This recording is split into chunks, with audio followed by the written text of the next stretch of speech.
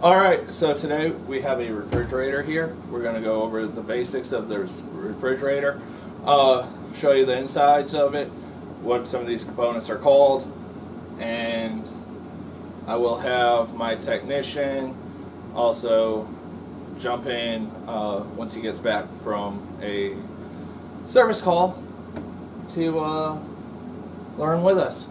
So let's get started. Thanks for watching. Hey y'all, again.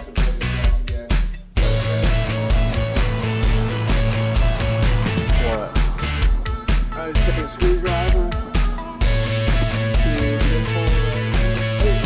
That's always back again.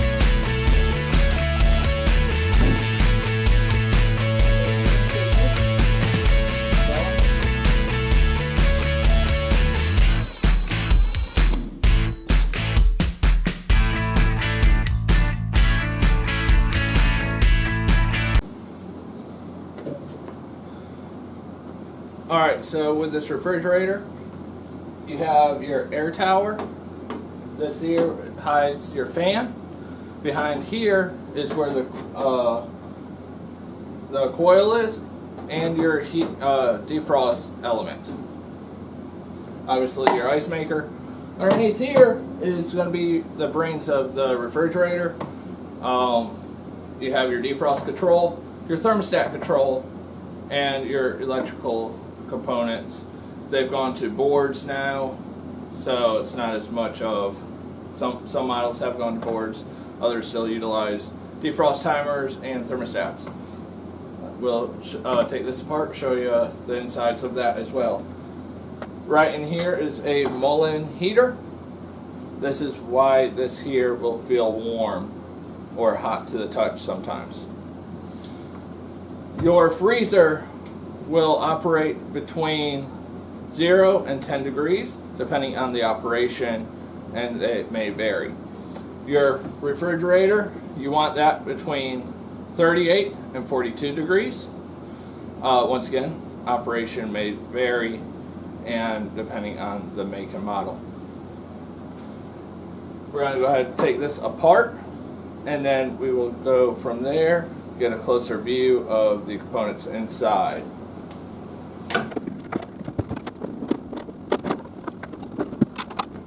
So once we remove the air tower, here is your cooling fan. If there is a constant rattling, loud noise, you want to check your fan, make sure it's not hitting your fan shroud here. Sometimes they can work their way forward on the shaft of the motor.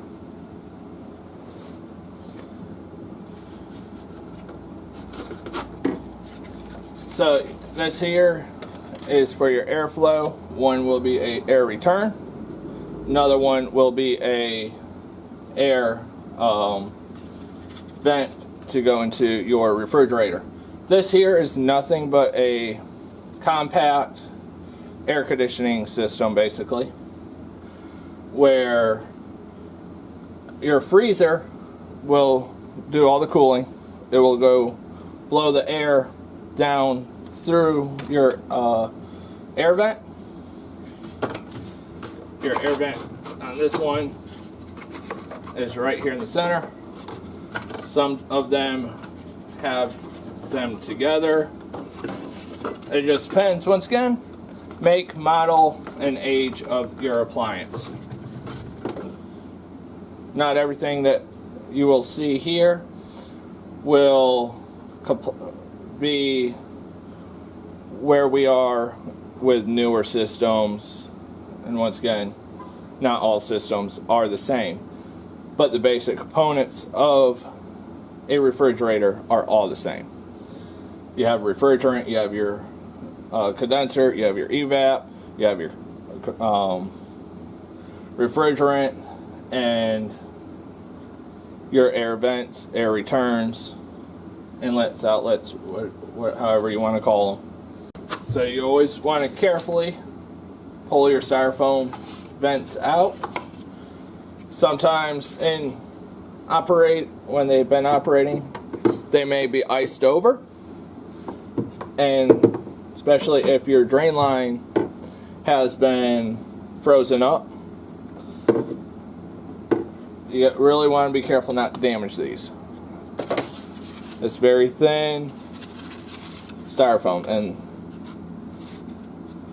you don't want to not be able to get a refrigerator working for a customer when the refrigerator is missing these. That's the only thing holding you out. Now, some make and models, they do use 1/4 inch nuts. Others will be Phillips. So you just want to be familiar. You want to make sure you have a flathead, a Phillips, a 1/4 inch, and a 5/16 nut drivers with you. Also, once we get into the testing, a multimeter and a flashlight just to help illuminate your work area in the customers' homes. We're here in the shop. I have the garage door open, so it will be a little brighter than in a customer's home, where this area, probably yours at home as well, is dark to look into. On this system here, right in here, is this here is the defrost heater. This one here is a copper heater. Here is your coil, and for your evap coil, your defrost elements, maybe this, as this is a older system, or it for hot points, a lot of GEs, it's a glass tube with a resistance coil in it, and that glass tube heats up. Those will also have a wire that will go down in this dip tube here to keep it from freezing up most of the time. Over here is our fan motor, fan mount, our evap coil, ice maker kit. This guy here is our defrost thermostat, and it just sits right here on the evap coil to let the defrost timer know as well if it needs to go in defrost, because it is icing up. Those can go bad, not all the time. Most of the time it is your defrost timer, and we will get into that next. For this part, I will post a link to a previous video that I did do on the defrost timers and the thermostats listed right here. Please check that out.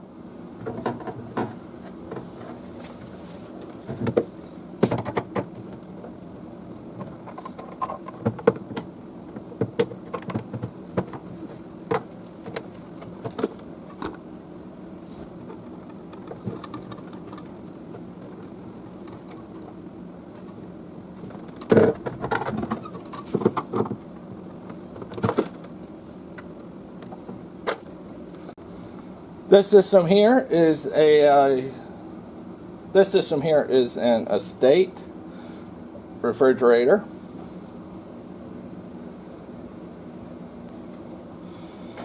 This here is your defrost board. Your refrigerator light, and over here is the door switch for that light. And of course, your thermostat control here. Here's your thermostat wire.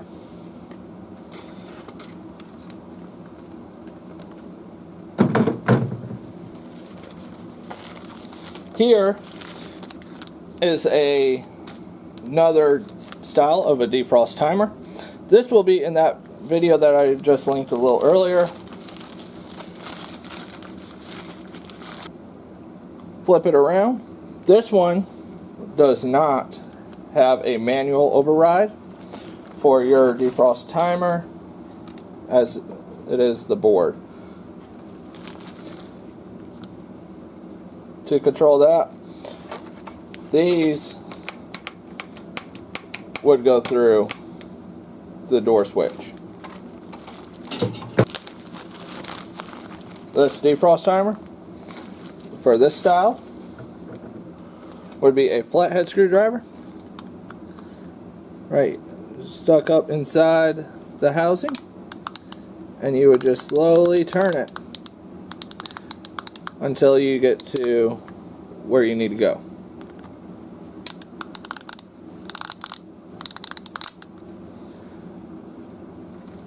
This one is a mechanical device, obviously, as you hear the clicking and the gears turning inside. And it will alternate from your 3-2 to 4-3 as up here. 4-3 will be your motor, and your 3-2 will be your 10 amp heater.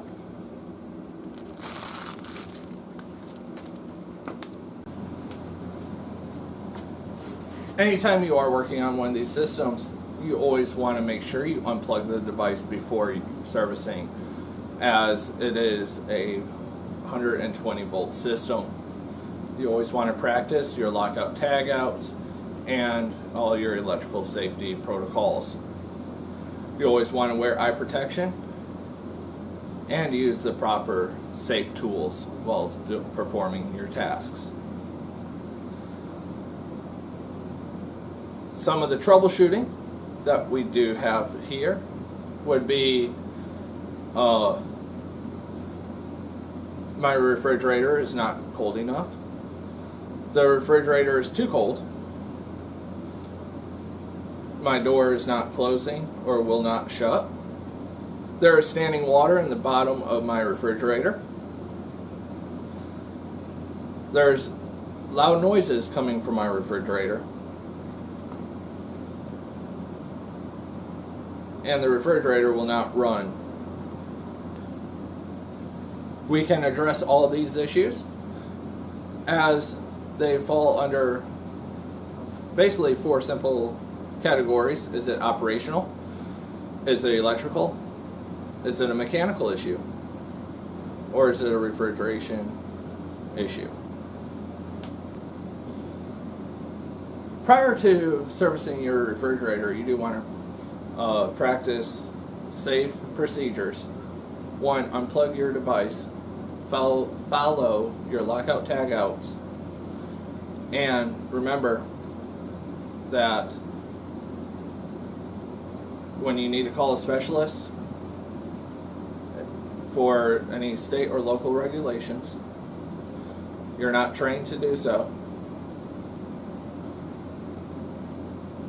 Or if it is under a warranty, then you would want to call your specialist in. If this job is too big or too complex, obviously you're going to want to call a specialist. This video here is not to make you an expert on refrigeration or how to repair a refrigerator. This here is going to be is for your basic knowledge. I do want to put that disclaimer out there. Now there are some troubleshooting issues that we can definitely go over.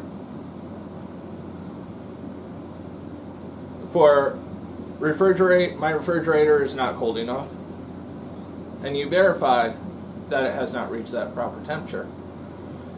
Items that you may want to look at is your defrost.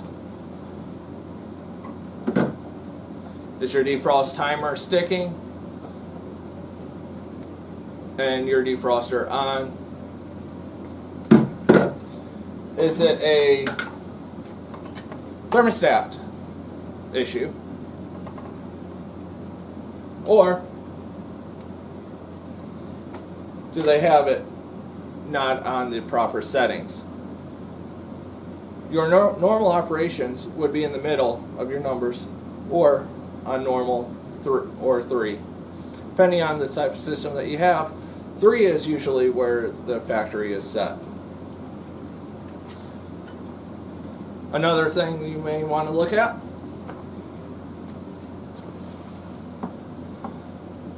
is on my doors, do I have a good seal? You would want to do what's called a dollar bill test. Take a dollar bill, hold it in there, close the door, and if you can have to tug it, you have a good seal. You want to do that all the way around. If it slides out very easily, there's a gasket issue there. It's not sealing. Your magnet gaskets can do that as well and lose that magnet grab on it. It could be a torn gasket, something very visual. Always give it a visual inspection. Next thing you want to look for is any ice buildup, any condensation. Do I have condensation ice buildup on top in the fridge? Do I have condensation buildup here? That could be a issue of, once again, a worn seal. Another thing you want to look at is this here has a automatic non-adjustable damper. So with this being a non-adjustable, it is obviously preset. Others will have a dial here where you take it out, put it in to adjust it that way. Those you want to make sure are open all the way. Is the food in your refrigerator shoved all the way back, not being able to create that airflow? Is there any airflow coming through from your refrigerator side? Once again, remember, your freezer is where it's going to cool. Your refrigeration or your refrigerator cooling is the air from your freezer being forced down. Another thing you want to look at is overstuffing in general. Is it packed all the way up here? Once again, we're going to go back to that airflow issue. The airflow with HVAC, dirty coil, blocked returns. That air cannot get through here. It's going to build up with ice. It's going to cause other issues. You're going to get that water pooling at the bottom of the refrigerator, up your drain line starting to freeze. Our typical HVAC issues can replicate here as well. Is the customer putting in objects that are too hot and not letting them cool down before they put them in to increase that temperature, increase that moisture content? Another thing that can be done is, once again, make sure it's not an operational issue, that your thermostat is set to the correct setting. Mechanical or electrical issues, make sure your defrost boards or timers are working properly and not sticking in the on position or in the off position and not being able to do its job properly. If a door is not closing, is the refrigerator pitched properly? They do have self-leveling wheels or feet underneath. The doors, you want to have a slight pitch to the back so it will slowly close itself. Is there a rack that's blocking it, or is there items that are keeping the refrigerator doors pushed out? On the railings, is there too much stuff on the doors themselves to not allow it to seal, instead come open on itself? Once you once you give your refrigerator a full visual inspection and you're able to see what issues there are, it may be more symptom or more causes to that reason why you're out there. Don't just go for one, I have water at the bottom, okay, let me replace the defrost timer, and it end up being a seal with hot food or a overstuffed refrigerator as well. And it could have all three words: a bad defrost timer, overstuffed, hot food, dinner just put right into the refrigerator, and a bad gasket. Use common sense when working on appliances. Remember, your safety is #1 top priority. Thanks for watching. I hope this helps. Leave a comment, subscribe, and we'll catch you on the next one.